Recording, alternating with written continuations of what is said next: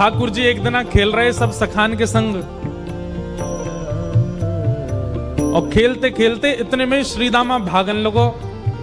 ठाकुर जी बोले, ए श्रीदामा कहां को जा रहे है? श्रीदामा बोलो, लाला ससुराल जा रहा हूं अपनी।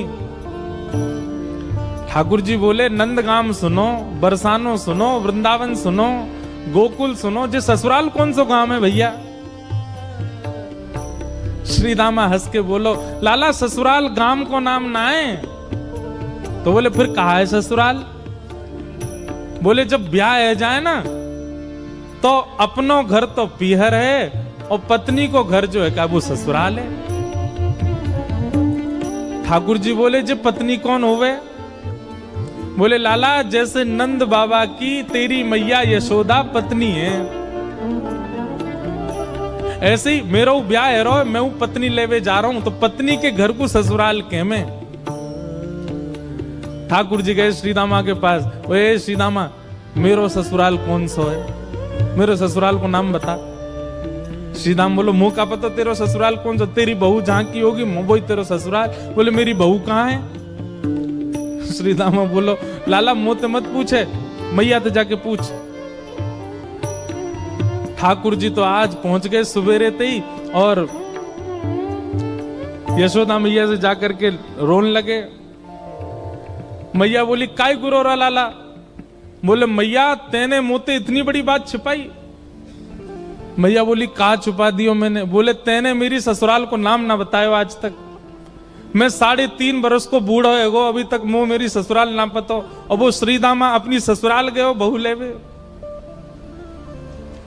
यशोदा मैया बोली, लाला तेरी संगत सुधारनी पड़ेगी, सबरे सखा तो दिन ब दिन बिगाड़ते जा रहे हैं। लाला तूने एक बड़ो है जा, तेरी ससुराल है जाएगी। ठाकुर जी बोले, बड़े कैसे हूं मैं? बोले, जब खुद दूध पीन लगेगो, खुद नहान लगेगो, खुद तैयार है जाएगो, घर के सब काम अन्य करने लगेगो, तू बड़ो है जाएगो, तेरो ब्याह करा दूंगी। महाराज वही दिना ठाकुर जी गए, अपने सबरे पुराने लत्ता कपड़ा लेकर के आए, धोने लगे उन्हें, अपने आप दूध पीने लगे, अपने आप भोजन करने लगे, अपने आप ही ऊट पटांग श्रृंगार करने लगे। शाम को बोले, मैया मैं बड़ो है गो, अब ब्याह करा दे मेरो। मैया बोली, वाह दिन में ही बड़ो है गो तू। मैया तो बोले, मैया देख तू बात ने मत बदले, बार बार मोते कह तू ऐसो कर तो ब्याह कराऊंगी, बड़ो है जा तो ब्याह कराऊंगी। अब सब काम मैंने कर दिए, घर के सब काम काज करने लगो मैं, देख अपना श्रृंगार खुद करके आऊं, देख कैसो लग रहा हूं मैं। मैया बोली, ओठ वारी चीज आंखन में लगा के आयो, आंख वारी ओठन में लगा के आयो, यूं करो बड़ो है गो मैं।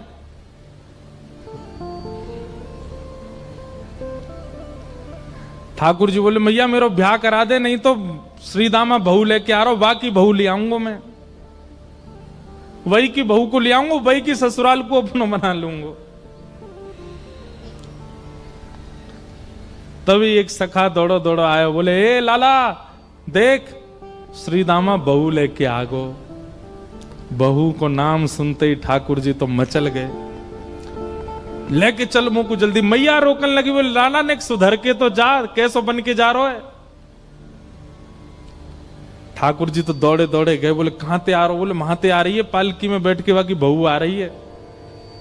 ठाकुर जी पहुंच गए, बीच रास्ता में रोक ले, सबको कथा पता है। माधवी की मां ने पहले ही मना करके भेजा था कि बोले, तेरे सखा, तेरे पति जो श्रीदामा, उनके जो सखा कृष्ण है, उनको मुख मत दिखाइयो। ठाकुर जी पालकी में घुस गए, हाथ पांव जोड़ के कहने लगे, भाभी जी एक बार ने अपना मुख दिखाए दो, लेकिन माधवी ने नहीं दिखाया। अब देखो, भक्त नहीं चाह रहा है कि ठाकुर जी को मैं मुख दिखाऊं, पर ठाकुर जी तो देख रहे हैं ना। आप कितनों भी उनको देख लो, लेकिन आपके चित्त में भक्ति को संचार तभी होगी जब उनकी कटाक्ष आप पे पड़ेंगे। तो एक बात तो सिद्ध है कि यहां बैठे जितने भी हैं, एक बार भी यदि नाम के प्रति प्रेम आपके चित्त में बढ़ रहा है तो ठाकुर जी ने कभी तो देखें, भूल के ही सही देखे तो हैं हम, तभी हमारे चित्त में भाव उत्पन्न।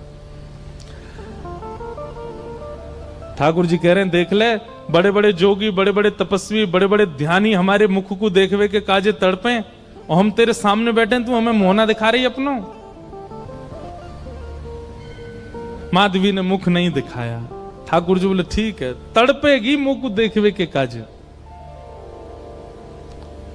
माधवी बोली मोए ना तड़पनो, मेरे पास मेरो खसम है, वही देख लूंगी, तुम्हें काहे को देखना। ठाकुर जी बोले वचन दे के जा रहा हूं, तड़पेगी। जैसे छोटे से बालक कभी कभी बड़ी बड़ी बात करते हैं तो बड़े लोग उसको मजाक में लेते हैं, ऐसी माधवी ने भी मजाक में लिया, देखा ही नहीं ठाकुर जी को। लेकिन ब्रज वृंदावन में तो और कोई काम ही नहीं। या दो हने बहनने मथनो पलेपो प्रेंखे खनार भरुदितो क्षणमार जनादो। श्री शुकाचार्य जी वर्णन करते हैं वृंदावन में कैसी स्थिति है। गोपियां दोहन करती हैं तो घर घर घर जो दही की मथनी की आवाज आती है ना, उसी में ही कीर्तन करने लग जाती हैं। कृष्ण ऐसे, कृष्ण के नेत्र ऐसे, कृष्ण की नासिका ऐसी, कृष्ण के कान ऐसे, कृष्ण को मोर पिछ ऐसा, कृष्ण की पीतांबरी ऐसी, कृष्ण की भुजा ऐसी, कृष्ण के चरण ऐसे। कोई गोपी अपने घर में चौका लगा रही है और चौका में पौंछा की जो छर्र छर्र आवाज आवे, वही छर्र छर्र ध्वनि में ही कीर्तन करने लग जाए, कृष्ण ऐसे, कृष्ण ऐसे। हसितम मधुरम चलितम मधुरम वमितम मधुरम मधुराधिपते अखिलम मधुरम। इन सबकी बातें सुनकर के मीराबाई, माधवी को ऐसा लगता है कि इन सब से तो मैं श्रेष्ठ हूं, कम से कम अपने पति की हूं, इन सब की तरह तो नहीं। पूरे दिन उस कृष्ण की प्रशंसा करती रहती हैं। सब गोपियां माधवी से कहती हैं अभी तक तेरे सामने आयो ना आए और तेने अभी तक देखो ना आए। अरे या प्रेम को काम भावना ते मत देखियो, 3.5 वर्ष को 4 वर्ष को है, लेकिन वहां के प्रति एक अलग ही प्रेम प्रकट है। चाहे माधवी सबको ज्ञान देती है, बोले चाहे 3 वर्ष को 4 वर्ष को है तो अन्य पुरुष, क्यों उसकी बातें करती हो, क्यों उसकी ओर देखती हो।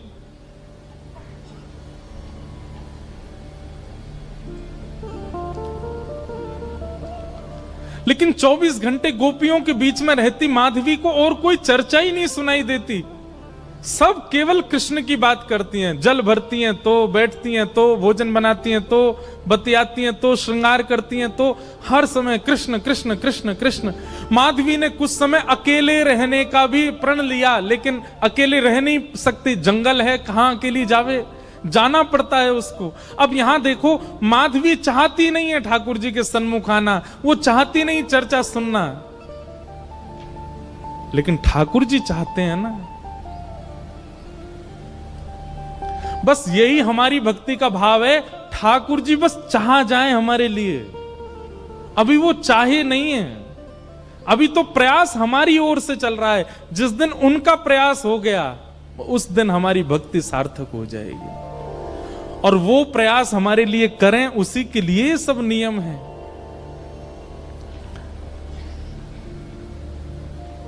अब तो माधवी 24 घंटा ठाकुर जी का नाम सुनती है। एक दिन रात में सोई तो अब कानों में कृष्ण कृष्ण कृष्ण कृष्ण गूंज रहा है, तो कान बंद करती, पता नहीं पूरे दिन इतना नाम सुनती हूं कि अब तो कानों में भी यही गूंजता है।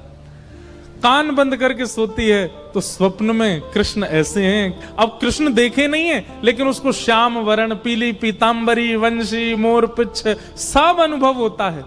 उठ के बैठ जाती है, नेत्रों को मीटती है, क्या करूं मैं, नहीं चाहती है स्वप्न मुझे आवे।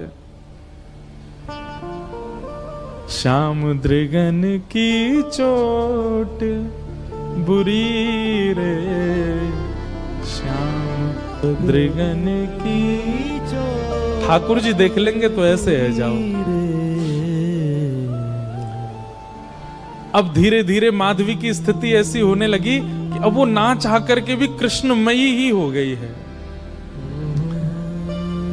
रात्रि में सोती, अचानक उठ बैठती है, ऐसा लगता है मानो जैसे उसका हाथ पकड़ लिया हो। रात्रि में सोती, अचानक से मोगरा की सुगंधी आने लगती है, गुलाब की सुगंधी आने लगती है, उठ के बैठ के डर जाती है, कौन आ गया। अब तो स्थिति ऐसी हो गई कि आधी रात और माधवी को ऐसा लगता है कि भोर हो गई और तुरंत उठ करके जल्दी जल्दी वस्त्र धारण करती है, मटका उठाती है और दौड़ करके जाती है। अरे विलंब है गयो, इतनी देर है गई, मैं अभी तक उठी नहीं, जबकि है आधी रात। दिन रात सब परिवर्तित हो गया।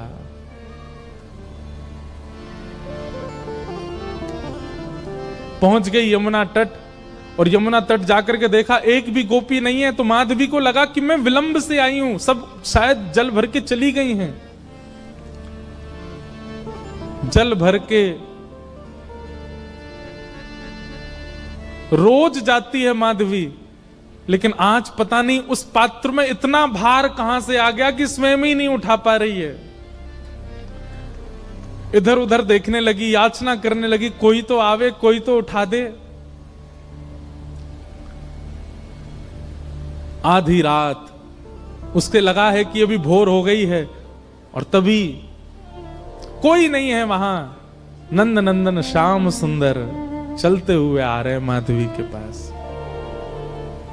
मैं एक बात कहता हूं बंधुओं, आप बच नहीं सकते ठाकुर। उनका नाम है कृष्ण, करशतीति कृष्ण। आप नेत्र बंद कर लोगे तो वो ऐसी बात बोल जाएंगे कान में कि कान से उनके हो जाओगे।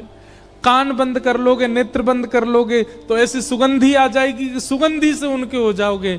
नाक, आंख, कान सब बंद कर लोगे तो आपके अधर पर एक ऐसा रस टपका देंगे कि उससे उनके हो जाओगे। मुख भी बंद कर लोगे तो केवल एक उंगली से आपका स्पर्श करके चले जाएंगे, स्पर्श से उनके हो जाओगे। कहां तक बचोगे?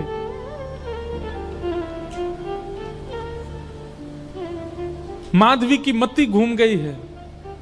आधी रात ही आ गई और तभी ठाकुर जी वहां पहुंच गए। पहले तो चाल देखी तो चाल पर मोहित हुई, फिर जब वक्ष देखा तो वक्ष पर, जब हाथ देखे तो हाथ की चलन पर मोहित हो गई और मुख देखा तो भूल गई सुध बुध।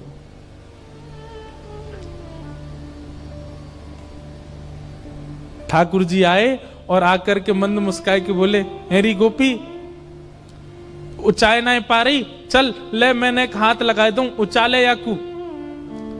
और एक तरफ से माधवी ने मटकी पकड़ी और दूसरी तरफ से ठाकुर जी आकर के नन्हे से गोपाल जी ने जैसे ही हाथ लगाया मटकी उठने लगी। लेकिन मटकी पर नेक सहारा देते माधवी रख लेती, ऐसा नहीं।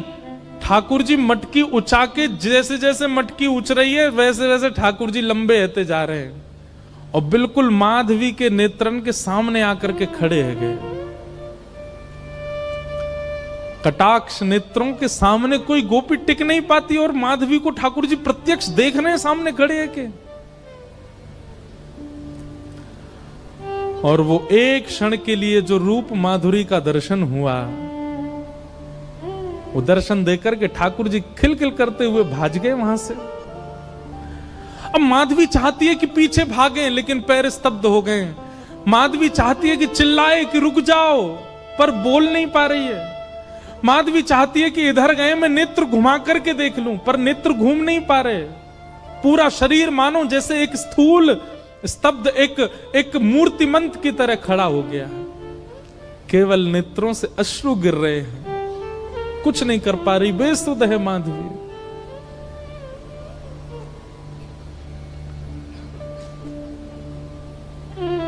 वहीं खड़ी रही तब तक जब तक भोर में गोपियां जल भरने नहीं आ गईं।